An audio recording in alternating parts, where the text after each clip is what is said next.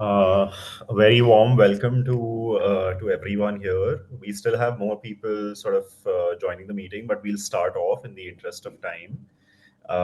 We actually have a very exciting conversation planned out today. We have Ankur and Murali with us. Ankur is the CEO and founder of CashFlow. CashFlow itself is a finance automation, compliance, and supply chain financing platform built for large corporates in India. And Ankur has been leading the ship on this front. We also have Murali with us. Murali is the current CFO of IKEA India and has previous stints at Volvo as well, where he started his career and then became the director of business control before being the CFO at Volvo Construction Equipment.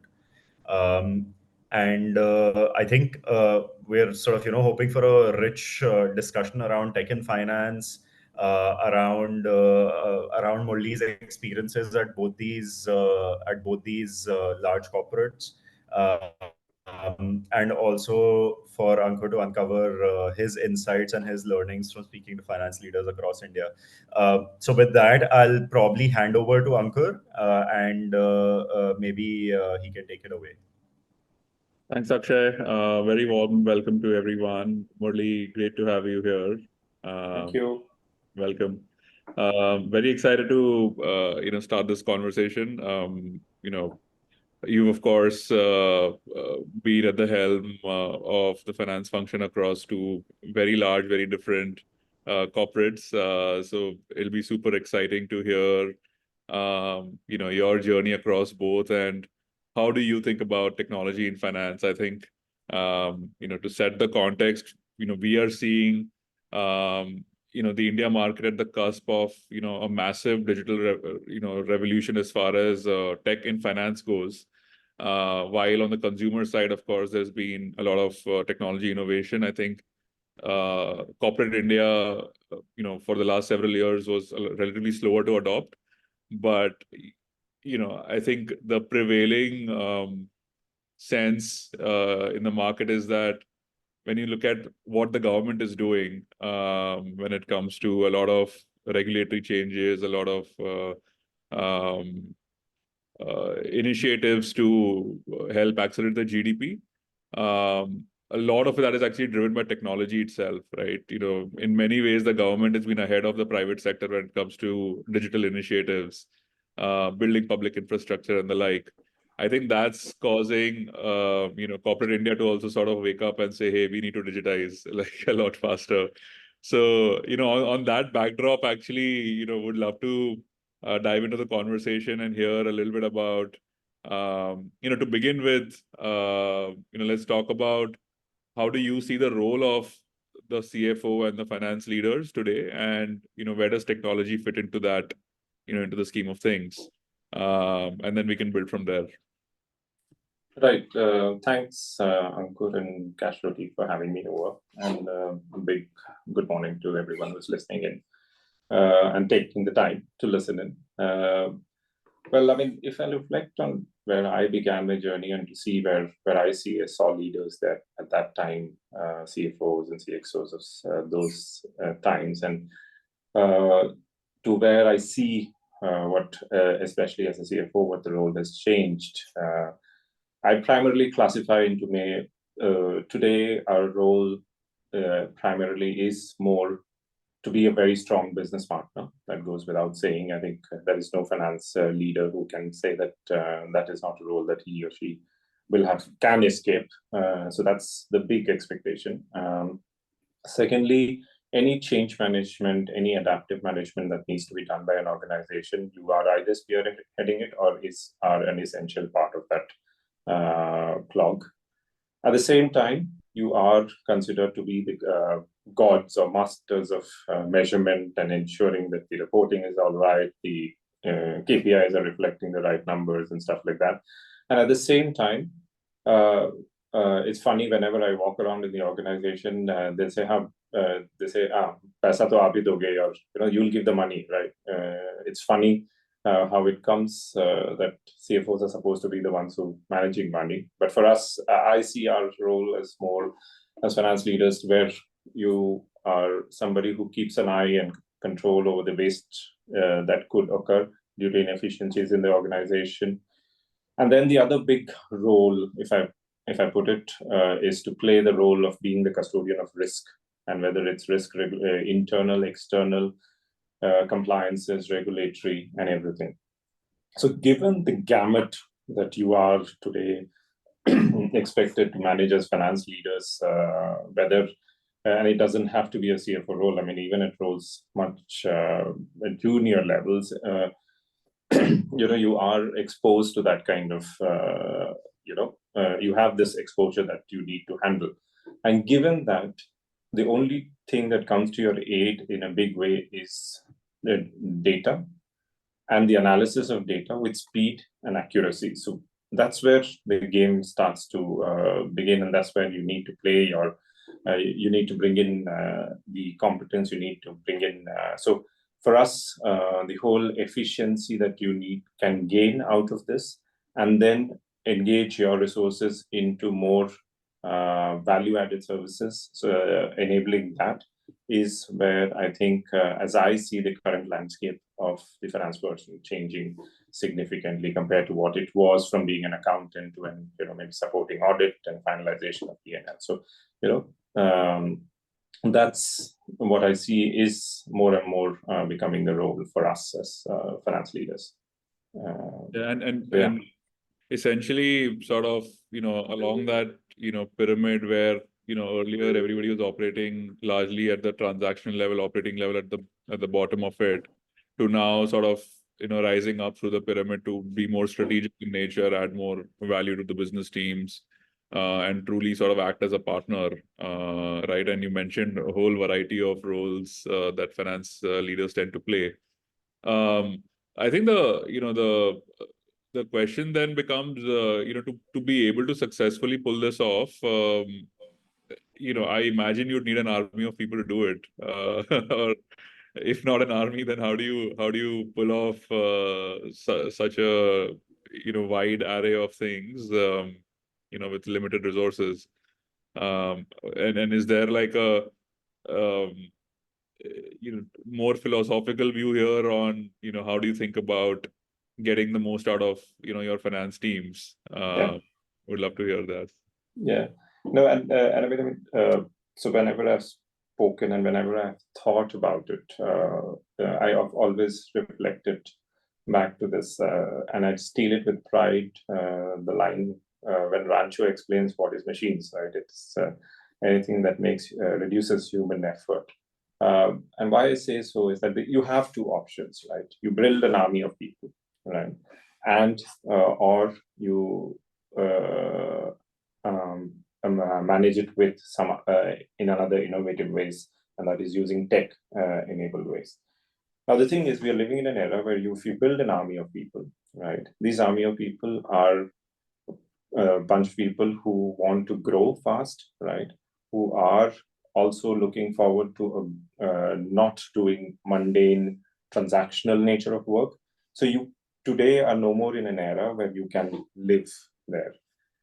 So I always go back to when I have reflected on digitization and why we need digitization. I go back to this famous reflection that I had way back in 2003 when I was walking through one of the most, let's say, in those days, the advanced engine plants for the Volvo Group in Havde.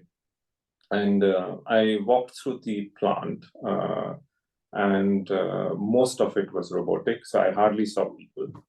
But one image stood with me always, and that was there was this guy, an operator, sitting with his headphones and his leg on the table and flipping through what I thought either was an assembly instruction of some sort or a magazine, right? And I had a colleague walking me past this whole thing, and I asked him, "Do we really pay this guy for doing the job?" And he said, "Yes." And I said to him that that will be my dream job someday, to be in a situation that where you can sit back and let the show happen and not worry. so that you can focus your energy on to things that can add more value. And to me, that's what I see with digitization, and that's how I see transforming ourselves into the roles that we are expected to play today. Like it or not, digitization is AI, digitization, Gen AI, all are coming. It's better to accept and adapt and find solutions and make ourselves efficient enough to deliver what we want to deliver. So I would more tend and move towards where adopting technology rather than building an army of people, because that's not going to last in the long term for us. So if I have to build an organization in the future, no, I would move more to the digitization phase. How do you handle the the perception, or the prevailing sense of potential fear that comes with technology taking away jobs from finance professionals? Do you believe in that, or how do you reconcile the two things? Yeah, I mean, so let me try to put this in perspective, right? I mean, when Y2K was around, and we were all thinking that everything will collapse around us, and the computers were around, and we said, computers will take the job and everything. What we have actually done is we have employed far more people today, adding far more value to business, right? So I think it is being very naive to believe that that will not happen, right? And if I take it a bit more on the philosophical note, right? I go back, take a few generations back, right, and take our parents or a generation before that, when we were going through industrialization, and a chunk of the employment was sitting in factories, right? And so to produce 1,000 cars, probably at those days, you needed 500 people, or maybe 400 people, whatever the number is.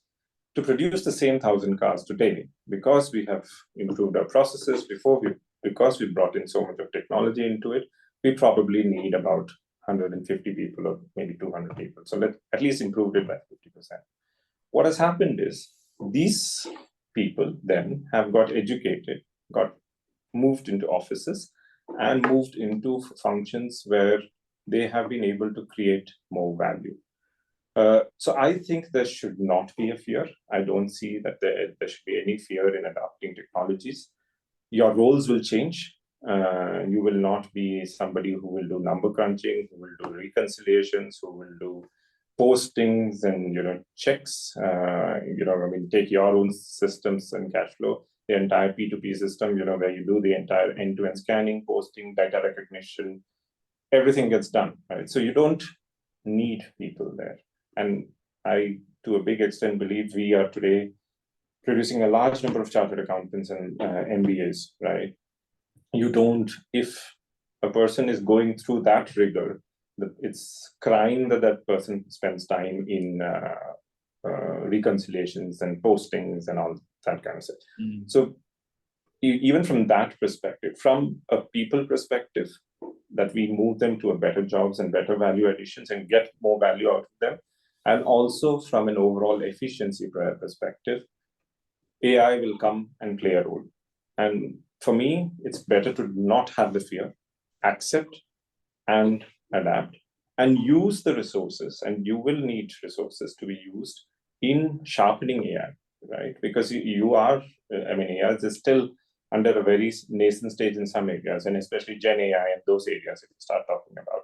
So to me, that's how I see the journey. So I don't think there is any fear that you need to have, if you ask me. No. Yeah, no, that's very interesting perspective. In fact, more and more in our conversations with a lot of finance leaders, the other theme that's emerging. So one is technology. There is this whole narrative around technology trying to take jobs, but there is also the reverse narrative where the finance professionals that are graduating today, from universities, they actually don't want to do the menial jobs of posting and reconciliation and all of that. So then, therefore, you actually need technology to fill that gap. So it's becoming a absolutely. reverse problem. Yeah, because just to give again an example, when I took over as the CFO for construction equipment, right, it was a very fascinating team that I inherited. I had half the team who are going to retire in 4 years, who had been loyal to the organization, big amount of trust in them. You knew what they were doing you could blindly trust and depend. But then there was limitation in scalability, right? I mean, in terms of skill set. And then you had another half of the team, very young. Every 2 years they want growth, right? And at the same time, they don't want to do mundane activities. And that's when I really started to think that it was time that by the time the 4 people retired and went into happy retirement, we would have migrated this whole thing, the jobs that they were doing, into an AI environment. And we started that already at that time. And we have, I know, at least when I speak to them now, they have come that journey, and we not necessarily replacing them one-on-one as such. Or if at all we're doing it more, they're doing it more to take it further ahead. So for me, I have full understanding and recognition of the fact the younger generation doesn't want to work with reconciliations, and I mean they find it burdensome. And to be fair to them, yes, I mean after 3 years of slogging in for CA, 3.5, or your ICWs or whatever it is, I don't think it's worth the effort there for sure. Yeah, I also hear they're revamping the CA curriculum to some extent to sort of reflect the present realities of the market. So I think that's definitely a positive change. And just related to that point, are there, so the finance professionals of tomorrow will likely need a very different set of skills than the ones of yesteryear. What kind of skills do you think they should be, and there'll be a lot of finance professionals here on, listening in as well. What would be your advice? What kind of skill sets do you think they should be acquiring? What will be useful going forward? If you had to hire in your finance team today, right, what would you look for in finance professionals?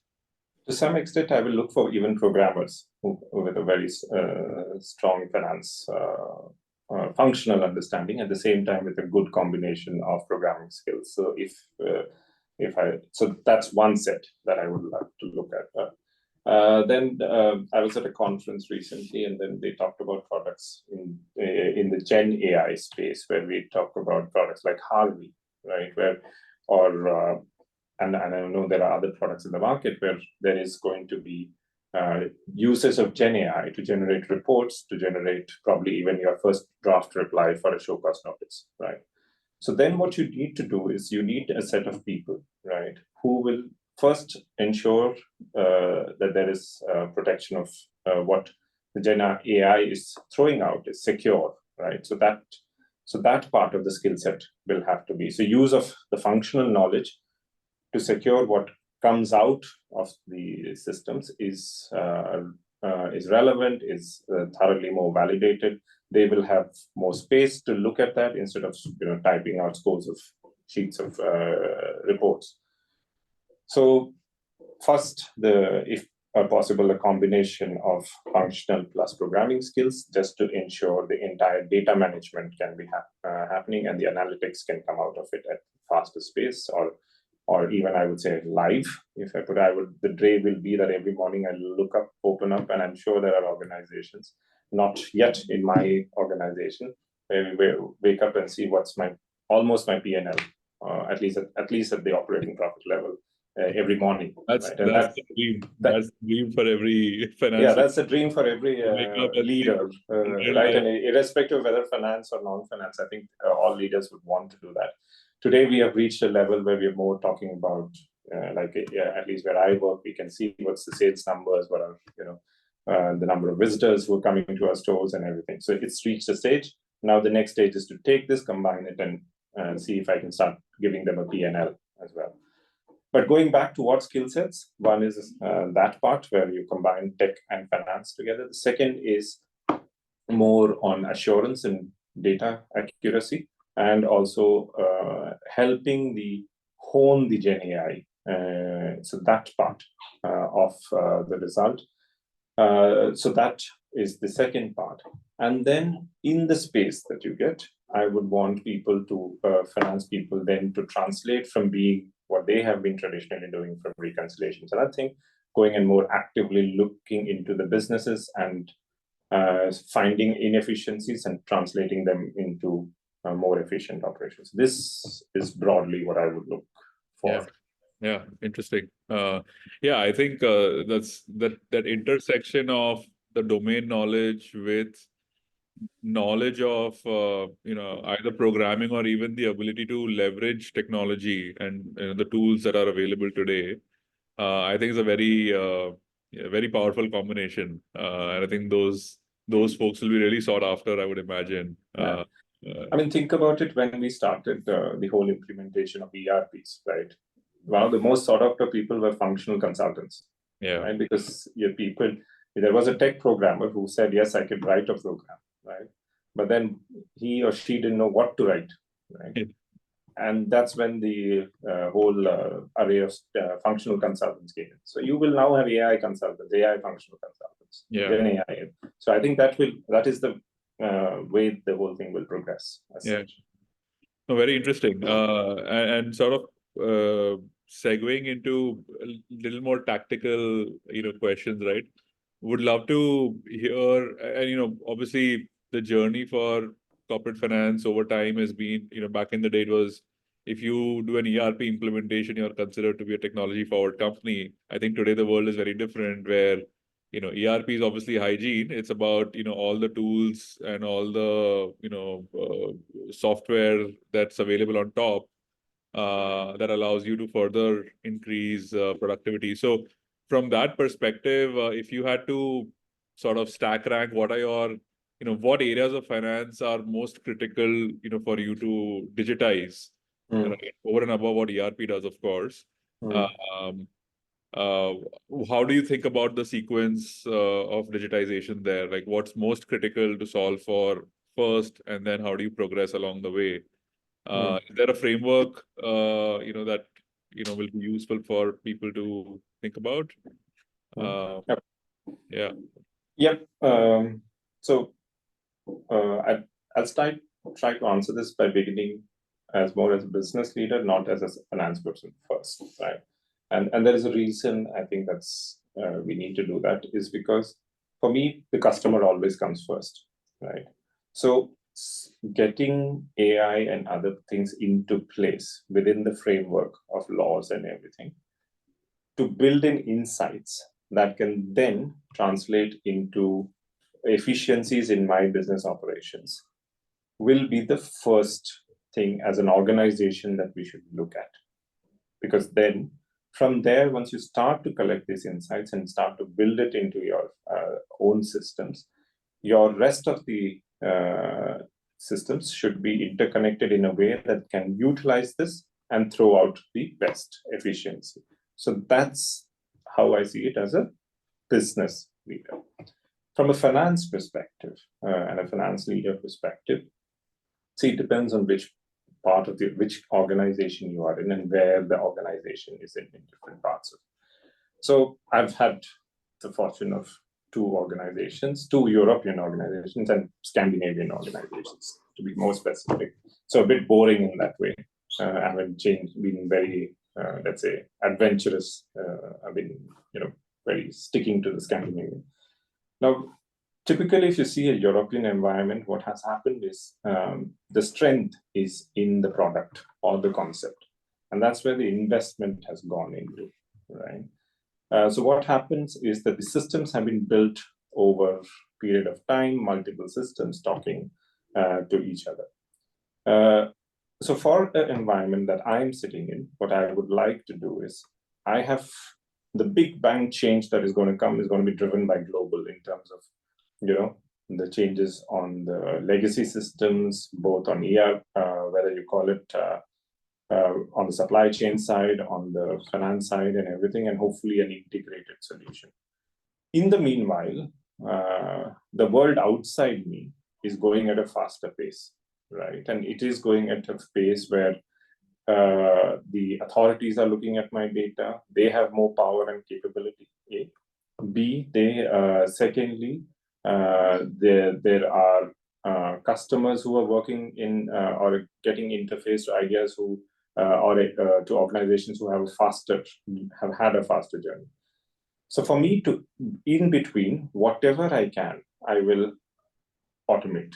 Right. So for me, the stack begins at wherever I can already play without the being or being tied down by the boundary of change in the legacy system. I will play that and automate it so that I become very efficient. By the time that this legacy system changes, I can just flip and say, okay, overall it integrates. Now, for an organization who is relatively new and can be a faster can do a faster adoption of technology, I'd say wherever you can apply AI, right, and it doesn't restrict to finance function, right from your supply chain side, from your ordering process, everywhere. Start from the fundamental and make it as efficient as you can to secure that you have real-time data, you have real-time reports, you have real-time analysis, so that all you do is to take decision making and secure where to invest, what cost to cut, what lines to improve on, what supply chains efficiencies to bring in, how can you improve working capital. So then you come so that you are able to see that picture. So I don't know if I answered, or maybe I went a bit around, but for me, very simple. It will depend a bit on the organization where you are. Secondly, once you know the organization you are and what is your playbook, get the automation done there as much as possible. Interesting. And within, there are different sort of areas of finance. There is, compliance, there is FP&A, there is, AP, AR, these sort of areas.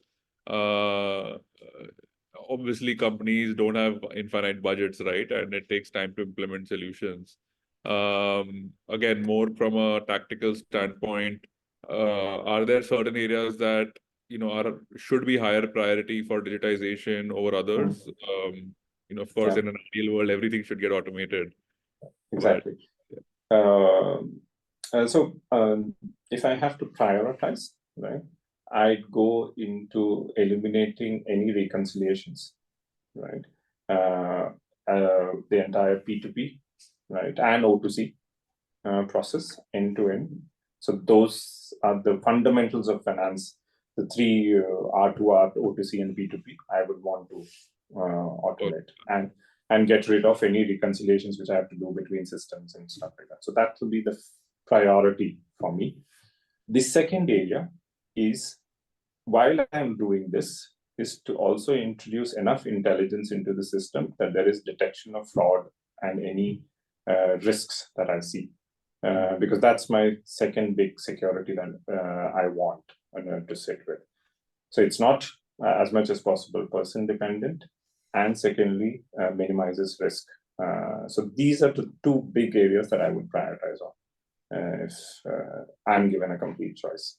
Yeah, that's actually very helpful. So the base level, it starts with saying what are your core processes, the procure to pay process, the order to cash process, the R2R process, solve for those, solve for, stuff around reconciliation, transaction, etc. And then sort of move to the next level, which is fraud detection and more value adding. Yeah, fraud detection and compliance, right? Because those are two areas you cannot, as a finance leader, afford to slack on, right? I mean, those are another two critical part of the areas. While reporting and everything, right, you do get a chance and a window to go and restate yourself. This one, the other one is a lost case. And then you are already. So for me, go to the base and then to these the fraud and compliance part of it. Yeah, makes sense. And I would imagine part of the reason to sort of automate the core processes also One is, of course, the criticality of those processes, and you can't afford to make, errors. You can't afford to make mistakes. I also, feel that, the availability of talent there is sparse, right? Good talent. You need, quality. You need good enough quality because you can't afford mistakes, but, you also can't spend a lot, at those levels, and therefore the talent you attract is not necessarily the top end, and the ones who are good won't want to do that. So Exactly. Absolutely. the talent shortage is probably the other reason why, the base processes fundamentally need to be automated. Correct. And we talked about it a bit earlier, right? I mean, because the generation that is coming out is already so much interacting with it, right? So they don't really want to be there, right? Then we do have a responsibility as well from a talent perspective, that for the generation that has been there and has done this, right, and probably finds itself out of space, to kind of educate them and move them into the newer spaces, if possible, and help them adapt into the new phase. But spot on, the lack of talent that you will have in a few years, or resources, let's say, to do that. I mean, the talent will be there. People will do reconciliations. It's probably the easiest thing, or one of the easiest things to do. People will do posting and coding, right? But you will not have them. Nobody will want to do it, right? And that's what will be a big challenge. Yes.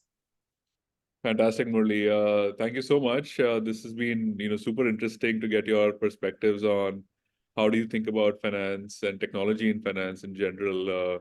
One one final question I have before we'd open it up to, Q&A from the audience.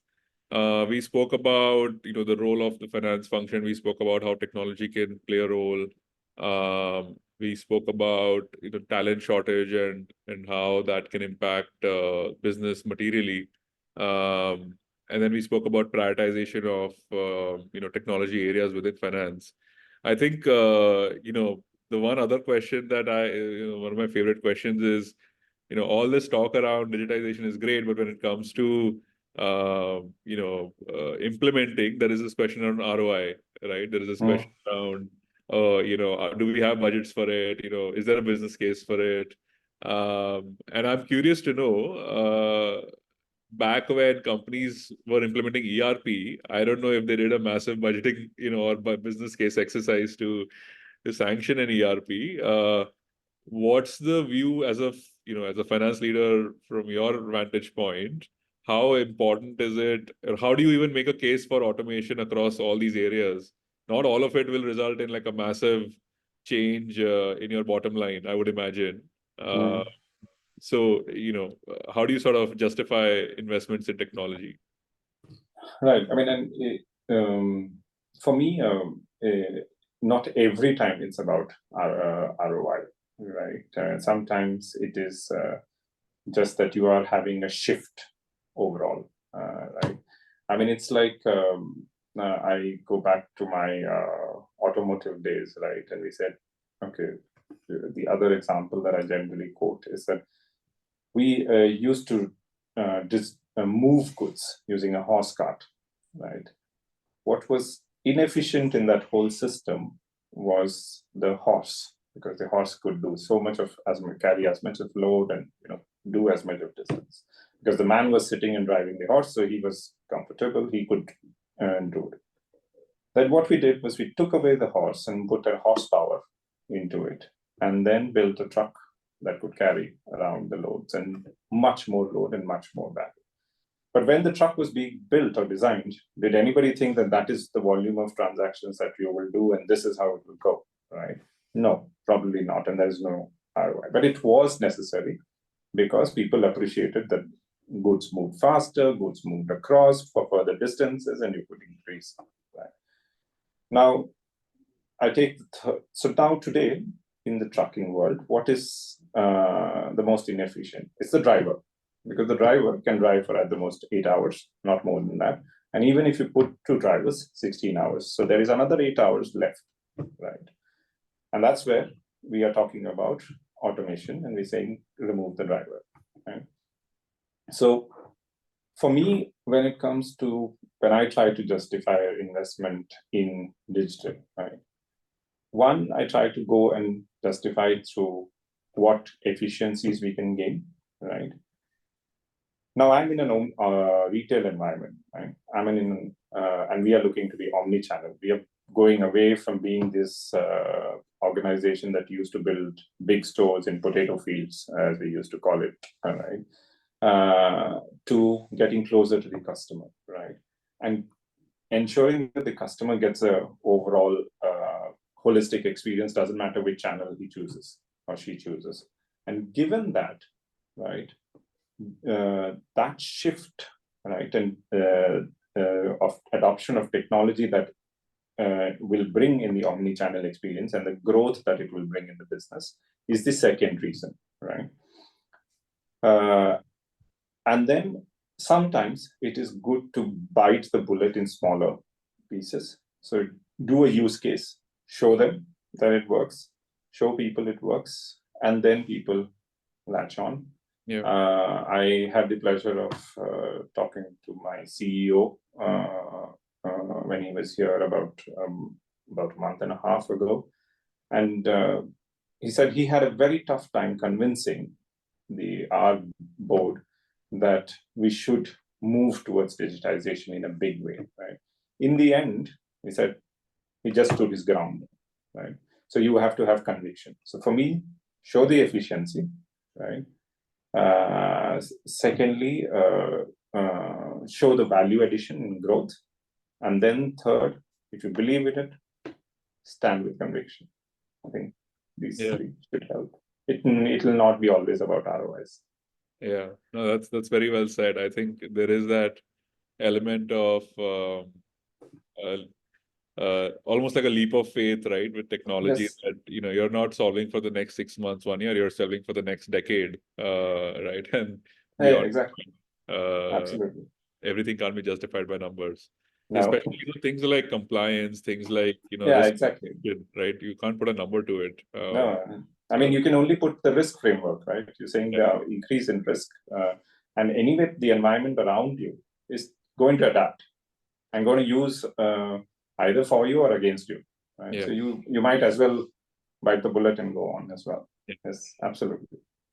Fantastic. With that, I think we'll wrap up the conversation. But I think we have a bunch of questions that have come in, so perhaps we can answer some of those. Okay, over to you. Yeah, super. We actually have some really good questions, so maybe I'll just jump into the first one. The first one is, what are the tools that you believe will help in automation? What are some of the tools available today? I don't know, Murali, maybe you want to take it up, like take us through maybe what IKEA is using or what you've used previously at Volvo. If there's something you'd like to call out. Right. So I yet haven't come across, and maybe it's my limited exploration right now, but where it is a single tool solving everything, right? So you will have different tools for different purposes, right? You could have your own internal RPA, right? Where you could run robotics on your, let's say, transactional part of the data and get things sorted. On, let's say, a P2P, R2R, or O2C process, organizations like CashFlo or XYZ could come in because they have already worked with it. They have a solution. All you need to, or maybe Ankur, you can talk about how it can be put on top of a system where ERP that exists and solve the problem. So that's the second part. Then in my previous organization, to give an example on efficiency, we used to close books consolidate books in day 4, right? Day 5, everything, irrespective of we are in about 100 plus countries, every market would have their MIS reports, whatever is needed in Power BI, right? So your forecasting, your budgeting, your analytics can Power BI is one tool, and I'm sure there are others that exist, but most commonly adopted today is Power BI. It solves most of this. So adoption of that is the other space that I can think of. So these are the three areas that I can think of. Then on the Gen AI part, things are coming, things are happening. I haven't tested. Harvey was a very interesting exposure to have for me. And I'm curious what it can do.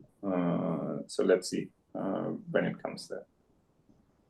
Yeah, I think just to add to Murali, in our experience, we've seen, there are tools available, like Murali was pointing out earlier, depends on how far along the digitization journey each company is. But, for a bulk of companies in India, which are just at the initial stage of digitization, the first set of tools they adopt are around compliance, whether it's e-invoicing, whether it's GST, whether it's, reconciliations, followed by, the P2P process, typically the invoice booking and the payment processes, then followed by AR side processes, and then there's the next sort of graduation to more intelligence, tools around business intelligence and FP&A and all of that, and treasury optimization. Those are when you sort of fix the house, then you sort of move to adopting those tools. So I think that's sort of what we've seen. At CashFlow, we solve for compliance, we solve for the P2P processes, and we solve for supply chain finance, right? So those are areas that we've seen companies in India have very strong focus on, and that's where we sort of built our niche. And we can also share recommendations for more tools with the entire audience post the call if there is interest there. So happy to do that. Super. Just in the interest of time, I'll go to the next question. We have lots of questions coming in, actually. So the next question is, will Excel be still mostly used as the most...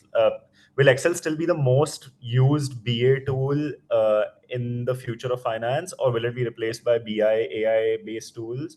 There is a lot of noise, but Excel is still used and has been used for the last 30 to 40 years. So, yeah. Yeah, it's been supporting Microsoft for a very long time, right? And us, poor finance people like us. As long as you don't do a complete shift in the legacy systems, right, and you don't do a complete adoption and lift that part, right, Excel will still play a role. Because what you will have to do is download from one system, download for the other system, put these things together and everything. What will change, and that's what I said when a little while ago, is that while you just download, what it might mean is that you just have to run a script on it, right? And the process that you were doing manually on an Excel can be skipped, and it goes directly from, let's say, your two legacy systems into your ERP system, the financial reporting system, let's say. ERP is a whole enterprise, but if I say just the financial part of the reporting system. So will Excel continue? It'll depend on where you are as an organization. I think if you are a relatively new organization with a reasonably good budget, maybe you can skip it for some after at least a couple of years, for sure. But for organizations like us who are dealing with multitude systems right now, it will take time. Yes, Excel will be there for some time, but maybe not active working on Excel. Superb.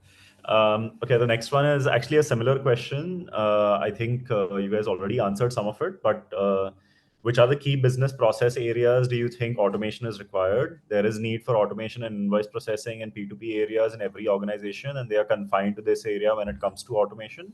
But apart from this, what are the other key areas which you can think of and which are critical for automation? There is, to simply put, it's open to all processes, right? I mean, there's no restriction, I would say. If I would prioritize another area is, as Ankur was mentioning, is compliance and securing, because that's another part which is very, very cumbersome today, right? And the good part is on the other side, there is a lot of work which is happening on the government side and everything to make it as easy as possible. Yes, we can still complain about GST portals and all that stuff. That's fine, but there is a big effort happening there, right? So if we can, to start an organization, and even today, think about it, the number of CS certificates that you need, right, in a year, right? I'm sure it's about 30 to 40 CS certificates that you need. To eliminate those things and automate it, and is the other big area that I think it'll be great to have AI come and play a role with just a requirement of validation from personnel. Yeah, that's interesting. And I think the compliance, just to add, Murali, to what you were saying, what's also happening at a macro level is there is a lot of increasing compliance burden from the government, right? With Exactly. e-invoicing and all of that. Plus, there is now a greater need, for instance, to check whether your vendors and your customers are legitimate. They are filing their GST. They've not been struck off in MCA. There's a whole bunch of checks that you need to do, whether your vendors are doing their e-invoicing or not. If they're 5 crore plus turnover. So there is this increasing need for checking, every single invoice, every single partner that you work with. And to keep up with those changing regulations, I think it's very hard to pull it off manually. And that's where I think we at CashFlow have sort of over the last 2 months itself developed tools to just, run like a vendor master cleanup, right? Like, people don't have PAN validations, GST validations, or anything of that kind. Beneficiary checks, whether the beneficiaries, the vendor is actually reflecting in the bank statement or not. So all these kind of checks are hard to pull off manually, and I think that's where again compliance tools can be very powerful. Exactly. And I also could, Ankur, just to add to that, and I know we're short of time, but even at the vendor onboarding stage, right, I would want to have a due diligence done, right? Yes. And if we can collaborate with solution providers, let's say, somebody who has the data on due diligence, and somebody like, let's say, you or XYZ has the capability of doing the analytics. If we can put you on together and solve the problem of due diligence by automatically populating it, fabulous. So to me, these are two big areas that immediately I would want to address if possible. Yeah, and I think there are, and the other myth that we've been busting is for tools like this, right, vendor onboarding, it actually doesn't take months to go live. Like we offer customers go live on our platform in 2 days for vendor onboarding. And so it's about just being intelligent around what is your priority area, and how quickly can you solve it, and what are the right tools to adopt. But there are solutions for everything now. So I think it's just about being just aware. Keep an open mind. Yeah. Clean vendor. I think a clean vendor master is every person's dream. So almost never exists. So, yeah. Anyways, moving on to the next question. So we have a bunch of questions around this topic itself. Like, so how much does your technology or IT team support in achieving like what the finance team is trying to gain through efficiency? What are the challenges that you see in sort of achieving this? And so basically, how much collaboration is required between the finance and the IT or the technology team, and what are the challenges that you typically see here? Right. Again, depends organization to organization. So one thing you can't take away from is that the human networking will still have to work, right? So that software will have to always be in play till we eliminate humans out of it. What you need to do is to do an assessment of the capability that you have in your organization, whether an IT organization can do it or not do it. Now, if the capability doesn't exist, then you need to take the IT team and as somebody who will enable you to find the solutions outside there, which is through third-party solutions and stuff like that. In my previous organization, when I wanted to run an RPA, we were fortunate that we had a whole IT back office sitting with us. So I slowly sneaked from behind the door and asked them, can you guys run a small RPA for me? They said, yes, but it'll cost you so much. I said, don't worry, I will give it to you from my team building budget that I've set aside. I will do less on my team building, and I will. So it's funny, sometimes you have to manage this internal costs, but what came out was they did a very smart solution, reducing at least 4 man days for me in the whole consolidation process, right? And then that sets up as an example, and you take it to, as leaders, to your forums that you need to, and then get that enabled in a bigger way, right?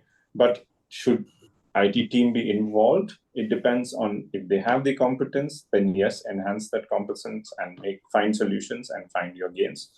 Else, get them on board and find solutions outside, like I have done in my current organization. Since we didn't have a Power BI capability, we went outside, but we took the IT team along. Super. We have one question, which is, what is your opinion about global capability centers, GCCs, which are coming up in many organizations and building up the talent in IT and finance in-house?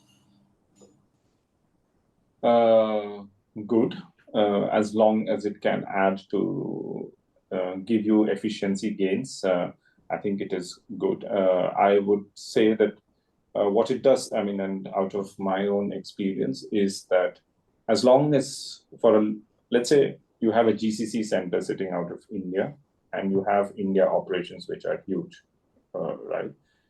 As long as the GCC center can significantly take off all the services in the core accounting and reporting and reporting area, what you're left with as a finance leader is that you are only restricted to doing let's say, handling auditors and handling compliances and managing that part, and significant amount of time can be freed to do more business supporting activities. So from that perspective, it works fine. From an India perspective, it is great because it's service exports, and it creates let's say, I would even say, gives us an opportunity to become more, develop more skills in this area, and eventually enhance that, and maybe even create entrepreneurs out of it who can further take it. So from that perspective also, I think it's very good. Then, yeah, I mean, these are the broad, big things that I can think of. Was that anything specific that the person was looking for when they asked the question? Not really. Yeah. I think this is about it. Okay. So moving on to the next question. In the interest of time, we'll probably reduce to 2 questions right now, and then we can take the rest of them like later. So the question is, budgeting and forecasting are more deeply influenced by business understanding, frequent business dynamics, and also analytical ability. But how can the controlling function or the business controllers transform their role by adopting automation, right? So I think the question is more around these areas are like anyway sort of, these are like newer functions within finance. But the business controller function has been around for a while, and how can this particular like role be transformed with like the use of technology? Yeah. You see, when I started, I've done a lot of business controlling in my life. So when I used to do forecasting, would typically take running of Excel sheets, even having. And I worked with MS Access when I did it first, right? And you had non-integrated actuals in one system, forecasting happening in one system. So you are downloading actuals into Excel, matching, putting it in your forecast into that. So if AI can come and eliminate this whole thing, right, I'll tell you where the business controllers will then add value. Right? In my organization, the Excel still exists as far as forecasting is concerned, but we have tried to minimize that, right? Second part is on the reporting side, we've taken it and moved it into Power BI. So as soon as my consolidation team uploads the result is available for analytics. So my business controllers or navigators, as we call them, focus on finding the red lines in the more than they do on data crunching or putting together numbers and stuff like that. Is it to my liking? Not yet, but hopefully will become far more efficient in, let's say, a year or two to come, right? What it does is, and I'll give you an example, is that the navigators then can, or controllers can then play a role in, is we were looking at setting up, let's say, a distribution center at a place. The procurement team had done a negotiation, worked with it and everything. But the negotiation was based on just 3 comparative tenders or 4 comparative tenders, right? Then I called my navigator and I said, but do you know what is the market reality? Do we know? There are 4 vendors who've quoted. They could all be quoting 20% higher or 30% higher. And we pick the lowest, we might still be 20% higher. So he said, no, I don't know. I said, okay, you have a free hand, go get market research done and get back to me. We saved roughly 25% cost, right? So that's what you will achieve if you free up the business controllers. They will not spend time on forecasting. They will get more closer to business, go down deeper into the numbers, do activities which are beyond the traditional business control roles, which is what they should do, and give you results. Super. I think in the interest of time, we'll maybe wrap up here.